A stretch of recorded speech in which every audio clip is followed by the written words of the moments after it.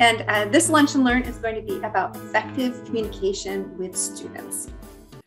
So in this Lunch and Learn, we're basing this upon the results from the student panel that we had a couple of weeks ago, and we're using the information from survey results as well. And one of the things that overwhelmingly students responded when they feel a connection to their instructors that's built through effective communication. And then they find that that little bit of connection that they feel helps them achieve more in college. And we're going to talk today about tools and strategies for that effective communication. So I wanted to share with you a few of the student responses that we had. For instance, one student responded, Professor O'Hara did a really great job of connecting with students both through email and also through Google Voice. And not being able to meet in person as often made it really difficult to ask those questions before, during, and after class. So it's really helpful that I could send a text through Google Voice about homework questions and receive an answer in a timely manner. Another response said, my instructor for Intro to Electrical Engineering course, ELC 500, connected with me via email and the Remind app, offering office hours, help, and additional study content. This connection helped the student feel more confident in asking for help when they needed it, and it encouraged them to attend those student hours when they needed that help.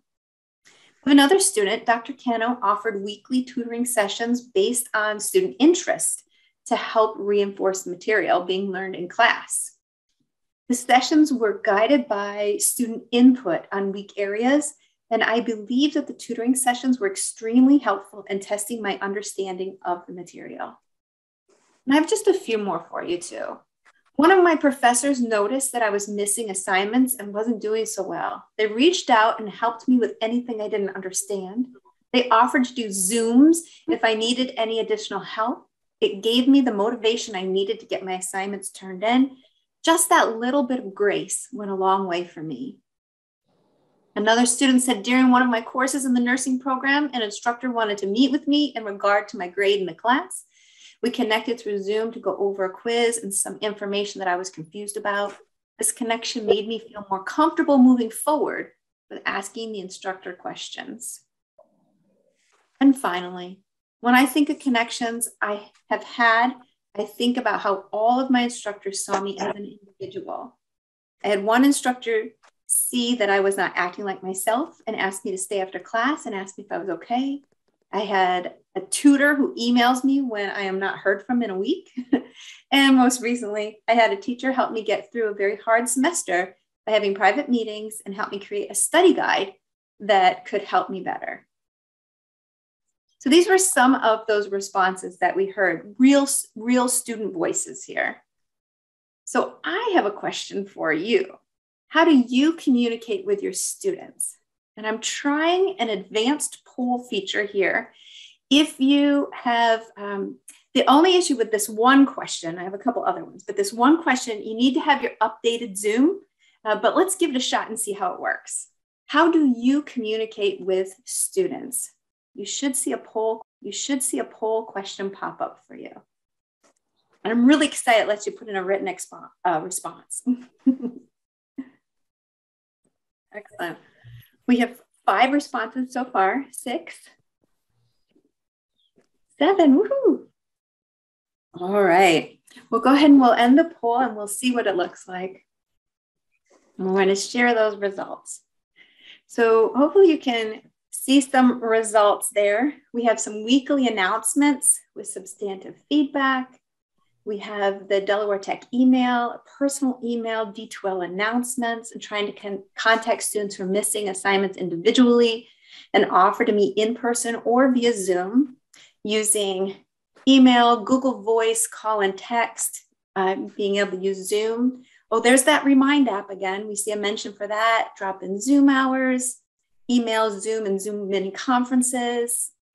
And then another instructor who communicates with students in the medium that they feel comfortable with.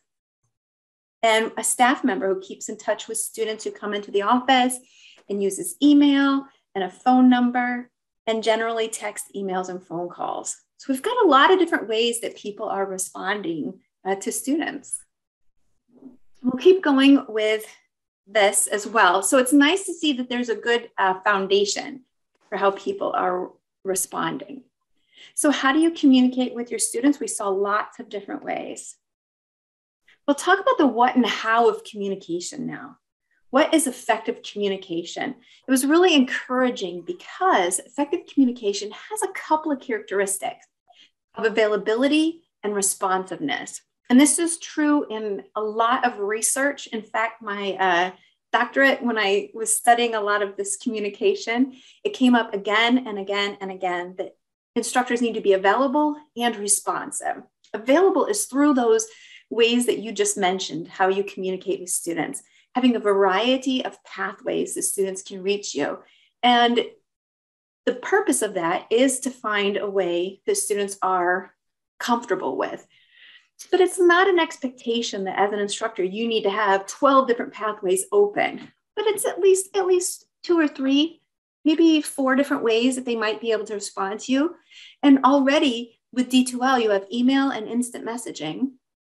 And then you also have your Delaware Tech email, and right away, there's 3 ways. If you decide to set up Google Voice or something like a Remind app, then you can have another avenue. And then you also want to be responsive. We noticed in one of the student quotes, they mentioned a timely manner. And really, that needs to be communicated to students how quickly they can expect you to respond. And it doesn't mean that you need to respond in 2 seconds either. It's pretty strange because in our society, we kind of have that expectation, right? If I text you, I'm expecting you're going to respond pretty quickly because I know you're someone who has your phone attached to your hand all the time anyway, right? So we've been kind of spoiled by that response rate. But one of the things that you can do is in your communication plan, which can be part of your instructor page in the Getting Started module, or you can find it in a template. You can provide students with the expected response times. That helps alleviate some of that anxiety that they might be feeling. Oh, I sent them a message and they haven't responded back to me. During the student panel, we had an instructor who said that she answers questions at 2 in the morning. But it was pretty clear the students don't really expect that you're going to respond to them at 2 in the morning. They might send you the message then because it's what's on their mind. But in your communication plan, you might say within 24 hours, I'll respond to you. You might even add, if you haven't heard from me within 24 hours, please send your question again, just in case it was lost in the system or in junk mail, something like that. And then we'll talk about how do you communicate effectively. We already mentioned emails and tools like Google Voice and Remind, and also looking in D2l, there's intelligent agents, announcements, and feedback tools. Let's dive in a little deeper. This particular Lunch and Learn, we're going to focus on your emails, kind of / intelligent agents, looking at feedback on assignments, and the ways that you can use your student hours. So let's think about this. I have one more question for you here. Have you used intelligent agents? So I'm going to put a poll up there. Have you used intelligent agents? Excellent. And your choices are yes, they are helpful in monitoring students. And no, they sound complicated. All right, we'll go ahead. We have almost everyone responded. We'll end the poll and I'll share those results with you. You can see with 64% have used intelligent agents. So that's good. We have 4 people though who said, that's 36% who said, no, I haven't used them yet. They seem complicated.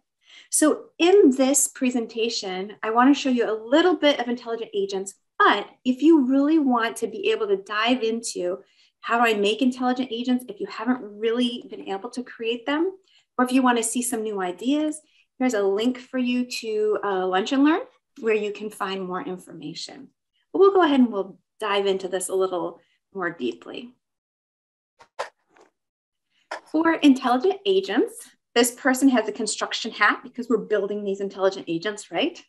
They are a program communication that's scheduled based upon specified settings. And that sounds complicated, but what it really means, and a lot of times we lovingly refer to them as IAs, but what it really means is that you can set D2l so that it will respond for you monitoring your students. So there are certain things that can trigger an automatic message from you.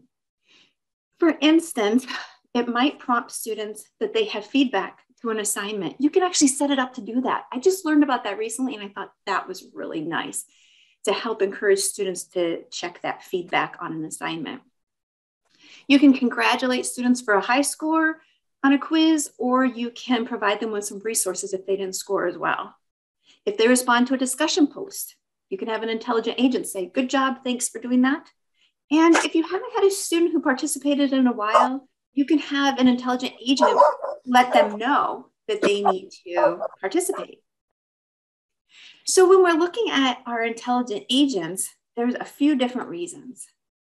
The way that you can create an intelligent agent, though, is you go to Course Admin from the navigation bar, that blue bar, the nav bar. And I have it organized by categories. So communication, intelligent agents are found inside communication. But if you're doing it alphabetically, it's under I. And then you would start a new intelligent agent, just those 3 steps. So I'd like to ask anyone, if you've used intelligent agents, what have you used them for?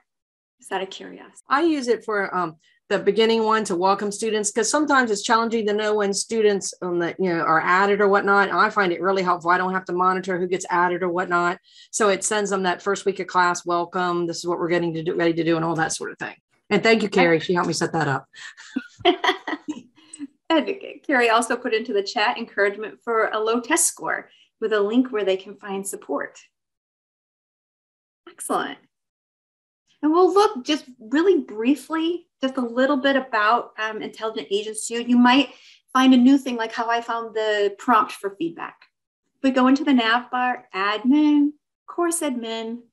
We go to communication. You can have it alphabetically also. Communication, intelligent agents. And then we can have new. In our new one, you always have to be able to name your agent. And then this description can provide you with some support so that when you're looking, if you've set up a few, it reminds you what that agent was for. So here is the description. Maybe it's reminding you exactly what you're setting it for. Make sure your agent is enabled. That way it will run. This is one part I like. You can have it set to all users who are visible in the class list, or you can decide that only your students get it. So that you don't need to get it if you didn't fill out a survey, but your students need to. You can check login activity or course activity. Those are 2 different levels. And this is where you create those release conditions, create and attach. And I really just want to show you some of the options. You can set it for assignments like we talked about, awards. If you have any badges in your course, you can say, good job, you earned that badge. If you use checklists, class lists, we have competencies if you have those set up. Content. So if they visited a page, you can say, good job. If they haven't visited the page, you can say, hey, you need to go there. Any kinds of posts in your discussions, scores on quizzes we talked about. And for instance, if you've put a survey into your class and they haven't completed the survey. It says no completed survey attempt, and you can decide which survey it is, and you can hit create. Now you can see all those conditions must be met, or any condition. If you were to set more than one condition, you would hit create and attach again. That's confusing because it's gray. It's not blue. It doesn't look like it's active anymore, but I can set more than one condition. So if I have 2 badges in my course, for instance, I want them to earn both of those badges and then they get an intelligent agent, I can set up more than one thing here. Then we have actions, taking action only the first time the agent's criteria are satisfied, or taking action every time the agent is evaluated. So for instance, I'm setting mine for them not responding to a survey. Do I want the agent to check every day and give them a message every day? Hey, that survey's still there, don't forget. Or do I want it only just one time to remind them to do it? That's what you can decide there. You can send an email when that criteria are satisfied. If you want to be able to change the no reply at DTCC, check out that link to the Lunch and Learn that I sent you. Hillary does a great job describing that for you. But in this 2-part, if you forget what you can write there, I like to click on this little blue message and a pop-up comes up. It tells me, it gives me the option that I can pop in there this initiating user. I don't have to have that memorized. And it has this squiggly bracket, initiating user, squiggly bracket. And what that does is it fills it in there with the person who is in my course, who's going to be receiving this. I have to put in a subject. That's why there's a little star here. And I can say, complete the survey. This is an HTML editor here. So you can make this pretty. You can put in your Bitmojis. You can put in all kinds of formatting for your email message. You can upload files. You can even record a message. But this is the important part in the scheduling too. You want to decide on the schedule. You update the schedule. You can run it daily. I want them to know about that survey. I can tell it to run every single day. And then I can decide if there's a start date. Maybe they really need to respond within this week in order to give me the data that I need. So I'll have it check every single day within that week. Click update. And then now my Lunch and Learn intelligent agent will run. See how I wrote the description? I wanted you to be able to see how that could help you when you have maybe some similar ones. Here's one that I ran before. It was a test, and it does give me ideas, responses of what happened. It ran yesterday at 3. I had 2 users with errors, so there were problems. In my sandbox, I have some demo students. They don't have email addresses, so it couldn't go to them. So that's why I got my errors. But what would be nice is you could notice if there were errors or if it had run successfully, who had gotten it. By the way, when you put their email in there to receive the message, you can put yourself as a CC, as a carbon copy, so that you also get the message that they get and you know who received that intelligent agent, and you can respond. You can be more responsive that way also. Are there any questions or thoughts so far? No? Okay, excellent. I see some shaking heads. Oh, good. And I also had missed earlier that Michelle, she said that she uses intelligent agents to prompt students to log in when they haven't logged in a while. So that's helpful. And you can really see how this can help you if you are teaching more than one course. So maybe you have 100 students that you're trying to keep track of. This can really help you with some of those real basic communications so that it frees you up to have those higher quality communications with students in your personal interactions. So then what I'm going to ask you is, have you used D2l Feedback Tools? We're going to move into feedback now. So let me start that poll. So excited. Your choices are, yes, I have provided annotations. That's the typing on submitted assignments. Yes, I've provided audio feedback, and you can choose more than one on this one. Yes, I have provided video feedback. And no, what are those? Those are your choices. All right, we're going to go ahead and end the poll. And here are the results. So we have about 78% of people who have at least used those inline annotations. 2 people have provided audio feedback. 2 people have provided video feedback. They could be the same people, because remember, you could reply to more than one. But we still have, and we have one person in the room who said, I'm not really sure what that is. So we'll describe it a little bit, but I might not go as in depth in the annotations, but I have some links for you, so that'll help. When we look at that, here are a couple of resources, by the way, previous Lunch and Learns that give you more information. One about being able to provide feedback, and one about assignments and annotations in D2l. So you have those links if you'd like to get a little more information than what I go into today. So here's our assignment feedback. So we can add annotated feedback directly in those assignments. We can add audio feedback. A benefit of adding audio feedback is providing that tone of voice.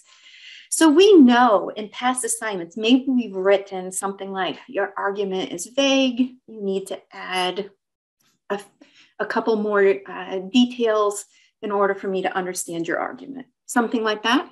If we type it, it could be read, your argument is vague.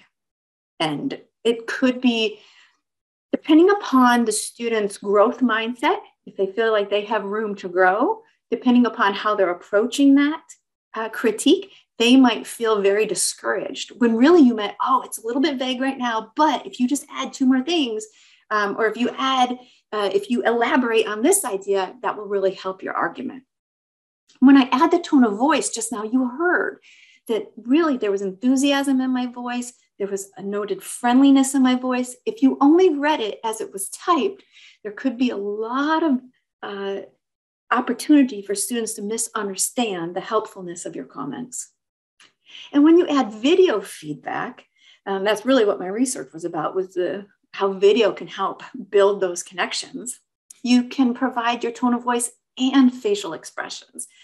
So you can smile at students. You can let them know that that you are providing this feedback with the intention of being helpful.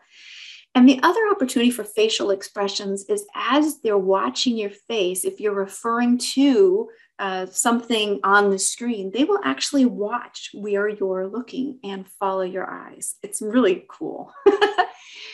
There's some reasons to provide that feedback, to facilitate student progress and to provide student suggestions for improvement and to give resources for enhanced understanding. One of the things to think about with this, though, is there are a couple of kinds of feedback. There's this time feedback. So there's feedback that's right now on this assignment. This is how you did. And then there's also next time feedback. So you can make some of those statements that help them understand how they can use what they're learning now in a future assignment. And you can be really explicit with that. This page is a little bit crazy, but I just want to show you some of these examples. This is that inline annotation that we had about 3/4 of the room have used this. I can type on the page. I can highlight on the page. I can draw on the page.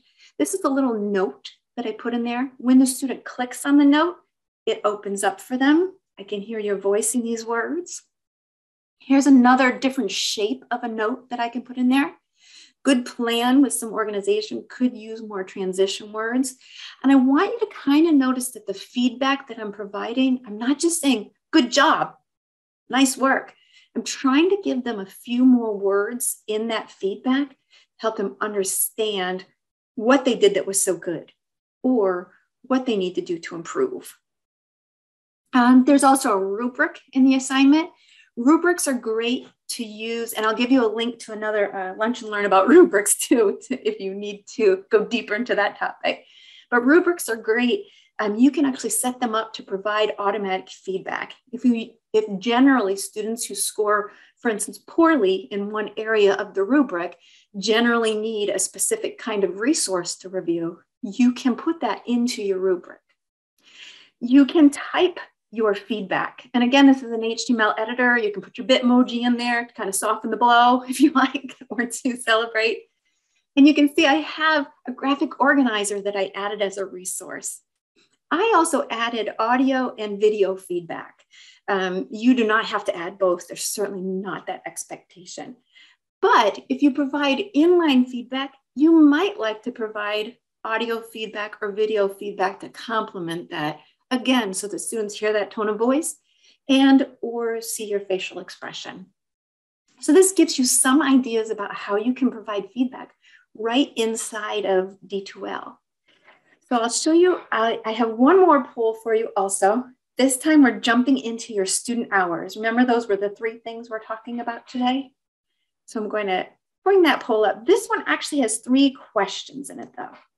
So the first question is about how many students attend your student hours, because usually I hear faculty say, oh, not too many come. But you have choices a lot. We have a lively group.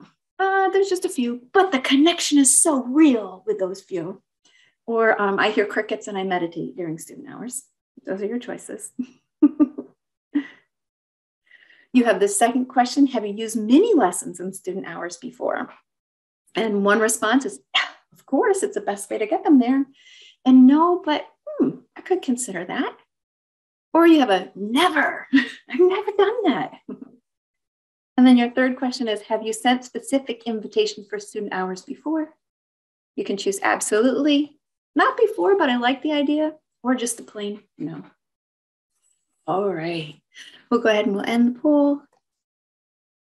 and I'll share those results with you. So we had, actually, it looks like most of the people said, well, I do have a few people who come to my student hours, and I feel like the connection is really real with those students. We have mini lessons that we actually had 43% of respondents say, yeah, I've tried that, and it works pretty well.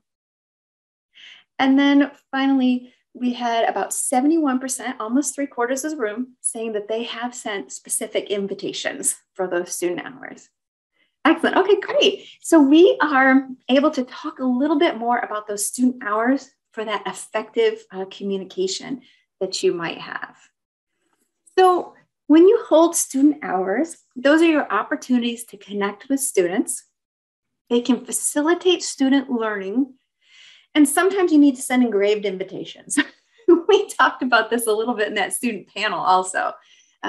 The students brought up how sometimes they just want to be asked. And some of that was about participation during an online course, but some of that was even having that invitation to be able to show up to student hours, to really feel like they're wanted there. And one of the students who shared said that she has found that sometimes it's difficult to know what you don't know. And what I mean by that is sometimes students, they realize that they don't understand what's going on, but they're not sure how to voice that.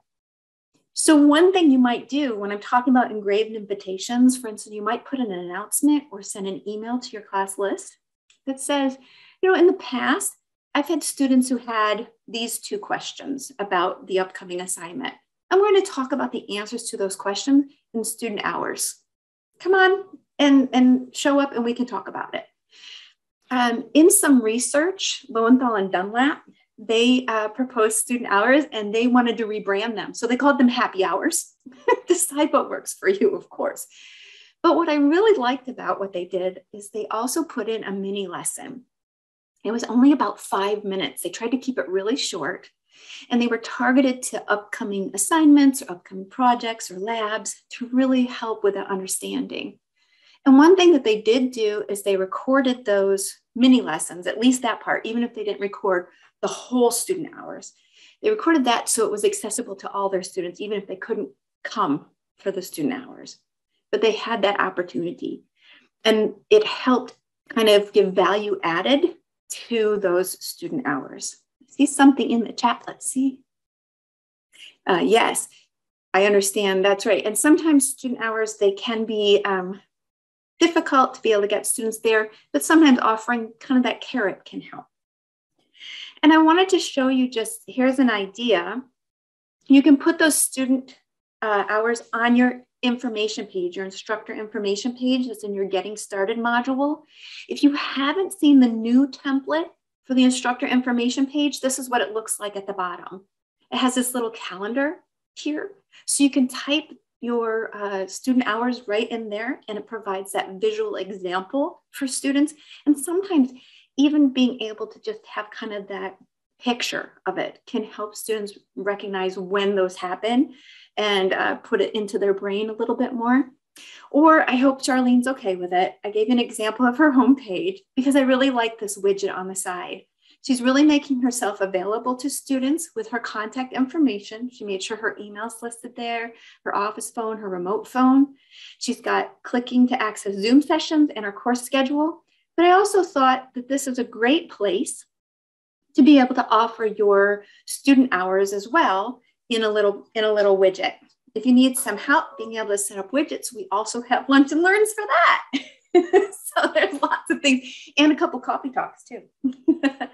So we do have several resources for you there. Are there thoughts or questions about the office hours? How have you been able to, like a specific way you've attracted students to your office hours or your student hours? In addition to scheduled hours, I have separate drop-in hours specific to the courses I teach. So being able to, when you have those opportunities, to be able to offer them. Excellent. And have you been able to offer opportunities if students want to reach out to you individually for those tutoring sessions that we saw some students mention that if they need you, you can try to be there. I know it's difficult. We have lots of busy lives. Okay, excellent. So those are some ways that you can increase that communication with students. Yeah, and I do realize that for adjunct instructors, it can be a real challenge too. That's one of the reasons in those communication plans, you might want to add for adjunct instructors that you work during the day to let them know that I might not see your email because I have another job too. And it just helps students recognize and really they do feel a little bit of a connection to you if you talk to them about that. Or for instance, if weekends, if you might not respond on the weekends, if you let them know in the communication plan, then they realize that their email to you wasn't lost, but you reassure them, whatever it is, it's okay. We'll take care of it on Monday. It's okay. And helping them understand that and that you're there. That was one of the things that came in that student panel, is just letting students know you're not going to give up on them. We're here together. We're going to work together. I saw an unmute. Anyone want to say something? Sorry. I think it's important too to I make sure I communicate with my adjuncts to let them know that it's important for them to communicate to the students that they do not have specific, student hours as full-time faculty and staff. And so, to set boundaries, even though they use a Remind app, to still set boundaries that, I'm not taking a text at 11 o'clock at night, unless you want to, but I think that's part of the important communication too, that we're communicating with our adjuncts so that they have, they're not leaving our students hanging either. That's a good tip. One of the things that can help also, even if you have adjunct hours, but being able to sign into Zoom 5 or 10 minutes early and being able to stay 5 or 10 minutes late. So maybe you don't have the extra student hours, but even just those few minutes. And for some of your students who are online students, and only that might be the little bit of time that they get to connect to you and to other students in an less structured way or an unstructured way. So just those extra 5 or 10 minutes, if that's what you can carve out regularly, can be nice as well. And it's the same if you were in person, right? That you might show up 5 minutes early for the class or 10 minutes early, open the door and you're there so that you can talk to students or stay for a few minutes after to answer questions. It's a similar response. And we do have another response in the chat that sometimes adjuncts, it might be nice if a full-time colleague can share hours. And if some of those students of the adjuncts might be able to come to the full-time faculty student hours. So being able to advertise those, if you can have that coordination, that can be really helpful for everyone involved. Great idea, Carrie, thanks. Excellent. So today we talked about some tools and some real strategies that you can use moving forward to communicate with your students. And really, and again, those came from the student surveys and from that student panel. We will be looking at more information in the future, but I wanted to tell you for more things from CCIT, there's one thing in between our next Lunch and Learn. There's a coffee talk, but it's a very extra special early coffee talk. It starts at 8:30, so note that earlier time so that you won't miss it. It's 8:30 to 8:45 because there's a college-wide professional development session about distance education at 9 o'clock, which is normally when coffee talk is. But they wanted to help you get your caffeine early to be ready for that college-wide professional development. So tune in for that.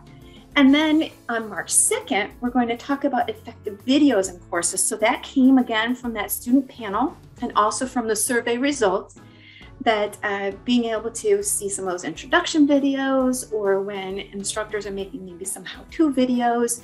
And we're going to talk about how you can do those. It's not really going to be an editing session though, because guess what? Your students want to see you as a real person anyway. They don't want it to be this polished, terribly professional production. they don't mind if you flub up a word a little bit. Just make sure you're understood and that they can get the information. Well, we're going to dig a little more deeply into that at that Lunch and Learn on the 2nd. So thank you for coming today to talk about effective communication with students. And I'll be here for any more conversation that you like. But thank you for talking about intelligent agents, feedback in D2l, and how you can use your student hours. Thank you.